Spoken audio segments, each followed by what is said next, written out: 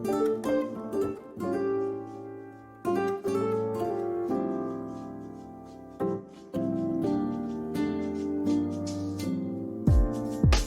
relationship has its own core values that glue it together.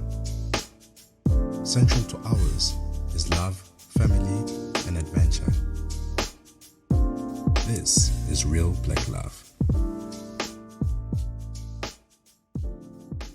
Hey guys, welcome to our channel Real Black Love with Sims and Bongs. Thank you so much if you're joining us for the first time. We are so excited to have you join the RBL squad. Don't forget to follow us on Instagram. It's Sims and Bongs on Instagram, and also like this video, give it a big thumbs up because that helps us so much, and subscribe to our channel if you haven't subscribed yet. Yeah, Bo. So it's been 7 years since we've been together, and in those 7 years we've never ever fought, not even once. Ever, guys, not even once. Yeah. And I'm sure you wonder why. How? You wonder how. Yeah. And so we'll be just going through the things that have helped us, basically tools that have helped us to have better arguments that won't lead us to fighting. Yeah. And that's what we'll be sharing with you. We are in no way saying that we are perfect. Some of these things have worked for us over time, so we've developed them or adopted them over time, and we are still learning, and we are still becoming better at resolving conflict and disagreeing in an effective way that brings about solutions rather than fights. Yeah. One of the key things that we both had to understand is that whenever we have an argument, the intention behind is not to belittle anyone or is not to make them feel like they are small, but it comes from a good place. Yeah. We are trying to correct where we feel like there needs to be correction. Yeah. And so we had to understand the intention, both from the person who's either raising the grievances and the person who's receiving the grievances basically from the other person. Yeah. That his intention or her intention is not to cause any pain or harm, but is to make sure that there is harmony within the relationship. Yeah. And that also speaks to the issue of kindness, being kind in approaching situations, understanding that sometimes a person might be going through something except what you want to question them about. I might come back maybe from work in a very foul mood, and I'm just not a nice person to be with because I'm going through other things that have got nothing to do with you. Maybe I had a fight with my boss or whatever the case is. So in his approach to talking to me, he needs to be very kind. He needs to display kindness because he doesn't know that I might need kindness at that very moment. So in all things, don't be harsh. Just be kind, just be gentle, and just be considerate. Yeah. Just be considerate. That's another thing. Being considerate of the other person's feelings, making sure that they understand that you get where they come from. That way you are validating what or how they feel, at the time. So yeah, that's another key thing that we had to learn. That is so, guys, that is important, and that is where most of us drop the ball. The fact that we are unable to consider other people's feelings. Considering other people's feelings mean being selfless for that period. It means, Sharp, I did something to you. To me, it's a small thing, like how that's actually how I feel. But because because it has made you angry, or it has made you to be sad or affected, I must find it in my heart to see it from your perspective. To say, okay, to me it was a small thing, but to him it's a big deal. And therefore, I must not invalidate how you feel because of either how I feel or why I did it or the intention behind it, which maybe it might have been good intentions, So, yeah, I think consideration is key. Very much. Yeah. So. The third point is semantics, like language, tone, approach, all of those things. Yeah. Yeah. Sometimes that's why we end up arguing. Not because what you said was wrong, but how you said it was wrong. So that's one thing that we had to deal with individually, to make sure that whenever we communicate with each other, we have to communicate in a way where we don't sound rude. We don't sound like we are, fighting them, but we are just trying to put our feelings across, our views, our opinions across, without making the other person feel like, we are being aggressive, with it. It feels more like an attack. Exactly. Yeah. So we had to look into the words that we use and how we deliver the message. That includes your tone, the manner, your demeanor that you put across as you're communicating with your partner. Yes. I think that also for us, we had to learn over time, because I remember initially when I get angry, I'd even stop calling you what I call you when I'm happy. So instead of, babe, listen, I'm not happy with what you did, I'd be like, "Ay bongani," So already I'm in a position where I'm not displaying the same love that I usually display, and you might feed off of that energy and feel like I'm attacking you and respond in that manner as well.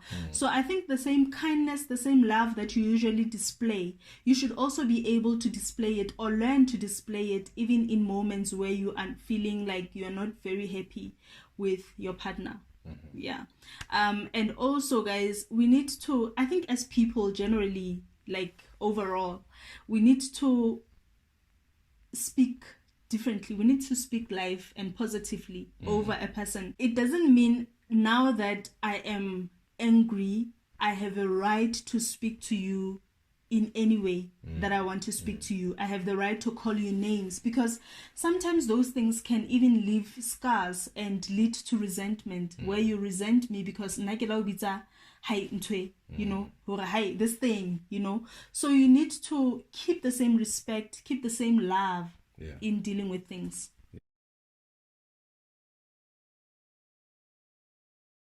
So partnerships, it's important to understand that you are not the problem.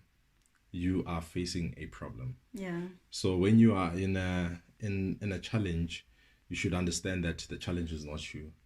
You are just in the challenge. So it's the same thing, same idea, same notion with you guys, or any relationship or any couple actually that is going through, or that is in an argument, that is arguing about anything, that they should understand that they are not fighting against each other, but fighting against whatever the problem is in the relationship or with that person. I think that is very important as well, to be able to separate the two, because sometimes you may feel like, ish, now this person, how musheba usudula ole annoyed because of whatever that he's got a problem with. Let me say, for an example, your problem is late coming. You always arrive late, go meetings that we need to go to. When you're supposed to pick me up, you arrive late.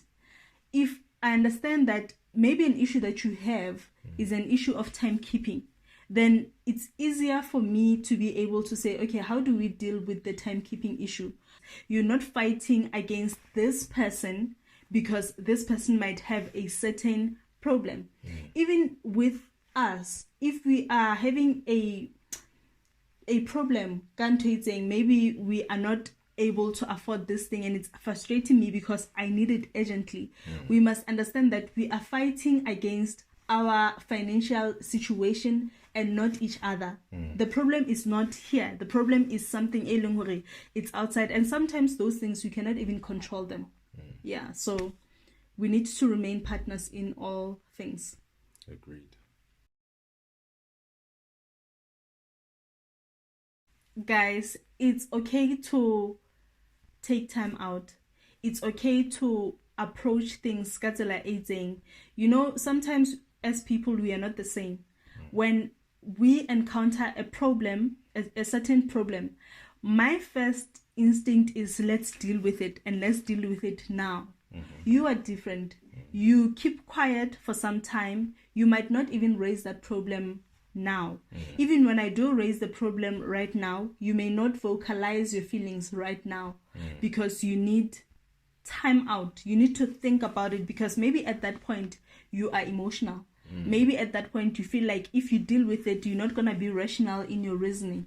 So it's okay for us to take time away from one another while we are approaching or being approached a certain situation. It's okay for me to give you space because you want to deal with this thing at a later time, you know, but eventually we need to deal with it. Yeah. Yeah. It's important to sometimes, even before you raise something, you take a step back and process it, so that when you raise it, you apply all the things that we've mentioned before. The intention, consideration, yeah, you know, your tone and the words that you're gonna use. So arguments will always be there, and all we have to do is sometimes find the best time to address the situation. True. Yeah. True. This is funny for me because I've realized that with me, if you want to ask me about a situation at the heat of the moment, chances are I'm gonna break down, I'm gonna cry, and when I cry and I become emotional, I am not rational.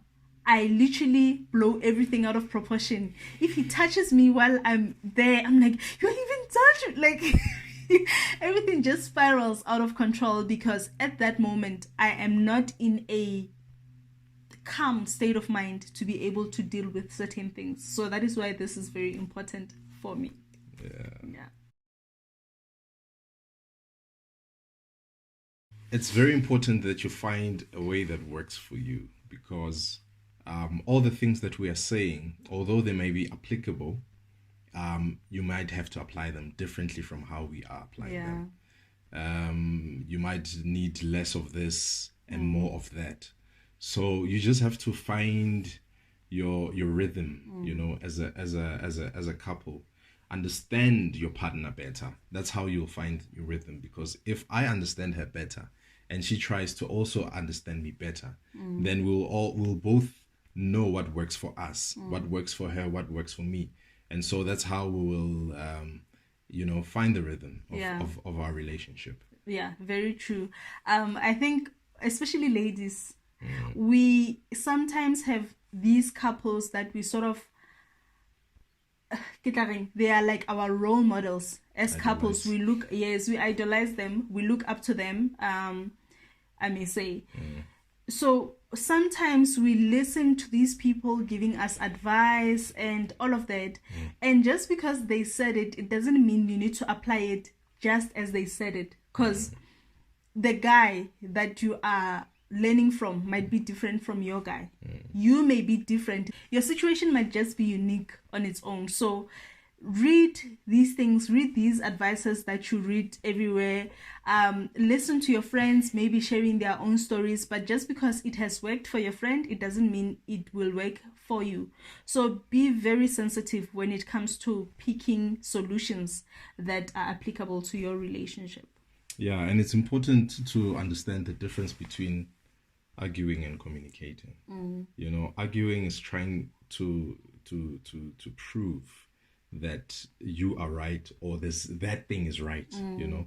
And communicating is is about understanding where the person comes from, understanding how they perceive something, their perception about that thing, the situation. So I think if you communicate, if you try to have moments a lot, in fact, that's what we try to do with our relationship. In fact, that's what we've been doing, quite well. We communicate a lot. We communicate about problems even before they are there. Yes. So that we know, okay, the minute we are in that situation, if it will be 2 years later or 5 years later, or even 2 days later, I already know what is it that she expects, or what's her perception about the whole thing. And therefore, communication worked for us in that case, or in many cases, that's what happens. That is true. That is so true. I think it has worked for us beautifully, that some things we don't even feel like we need to go through before we learn lessons. Sometimes we learn lessons by things that we watch on TV, things that we read about, and we'll share to say, this is the situation. If it was us, how would you have us deal with that? How would you deal with that? That makes it easy for me to understand you better, and to also trust that we will be able to deal with this should it happen. Communicate, guys. We often find ourselves not wanting to be confronted or not wanting to deal with certain things, maybe because we are not in the mood. So because I'm not in the mood to fight, I'm already thinking that this person is fighting me. He's asking me, why did you do this? I'm already thinking you want to fight me. So because I don't want to get into that, I end up just saying, oh, sorry, babe. Oh, no, it'll never happen. Without really understanding what the problem is, without really understanding how the problem made you feel. And therefore, that becomes something immediately. I believe that immediately when you apologize for something, you are acknowledging that you are wrong. And number two, you are already saying, I won't do it again. Therefore, I don't expect you to do the same thing tomorrow. So if you apologize without meaning it, if you apologize because you don't want to get into a fight, you are setting yourself up for dealing with the same problem tomorrow. And now it's a problem because it's a repetitive thing. So we need to stop this thing of apologizing before we understand what the problem is. Understanding, key word.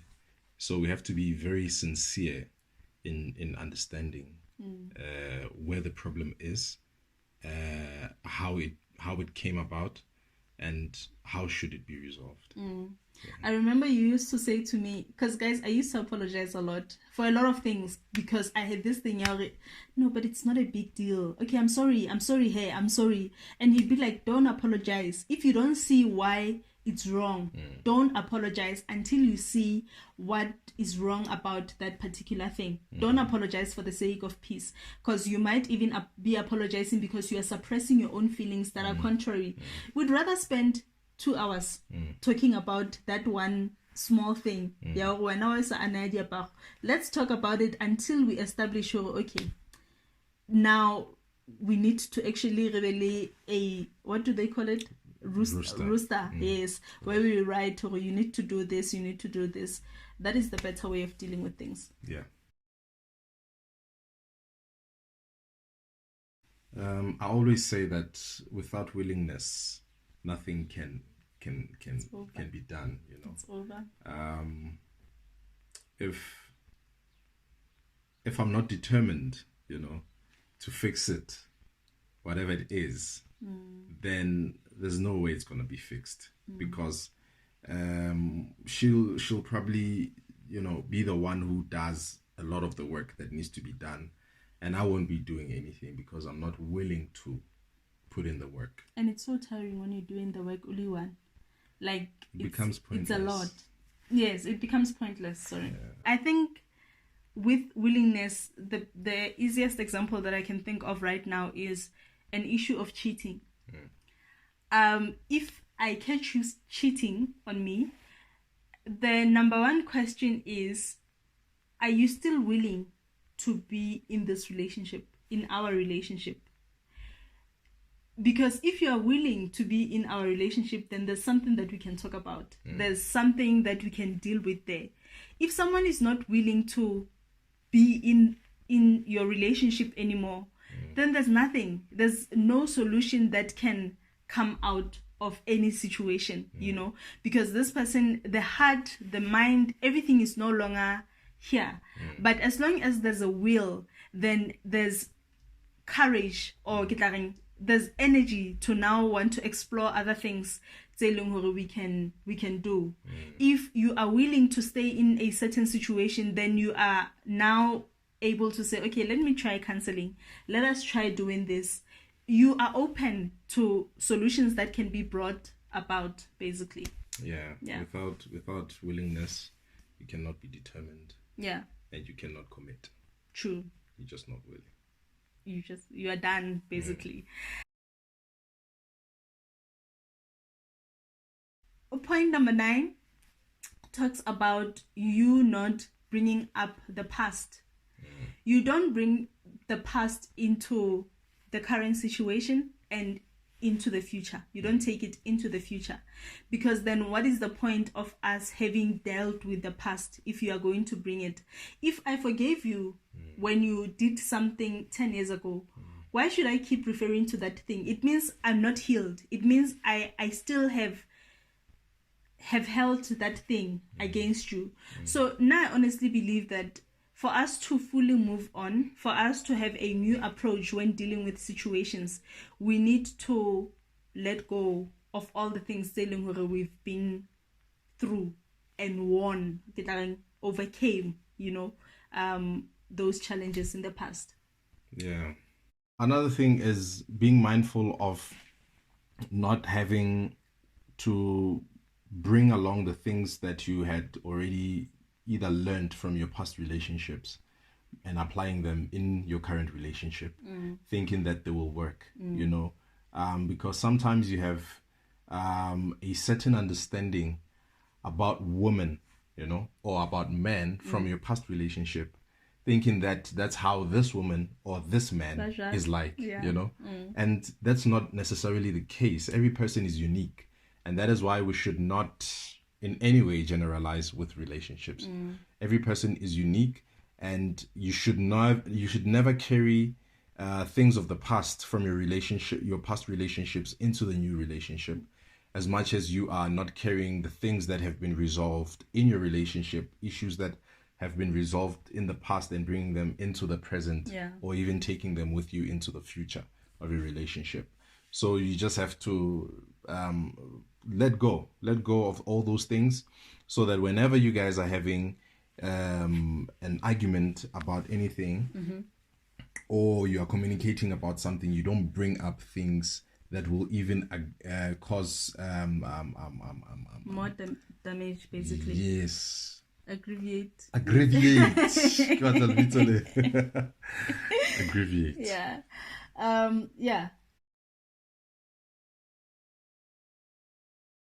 I think the last point talks about pride. Very dangerous. It's like a no-go zone. I think many people are battling with pride. Many people don't want to let go of their ego, their power, or if I bring this up, it's gonna make me look weak, or if I come to him crying about it, he's gonna feel like I need him, I cannot survive without him, so therefore I will give him this I don't care attitude, knowing that something bothers you. And I think pride also can be displayed. People don't want to bring issues up first. So we are now living, there's this Cold War, because we had a disagreement in the morning, and now it's later in the day and we still don't want to talk about it, and therefore we decide I'm gonna do me and he's gonna do him. And therefore there's this elephant in the room that nobody is willing to be the first one, because it's as though when you're the first one to bring something up, you are the weaker one. You are the one who is unable to stand your ground. And being the first one who brings issues up doesn't even mean that you're admitting to guilt. It just means that I want us to move forward, and therefore, even if I'm the one who's always bringing things up, it's okay. Let go of the pride, basically. Yeah. I will start this one from when we started to live together, because that's when we were trying to understand each other.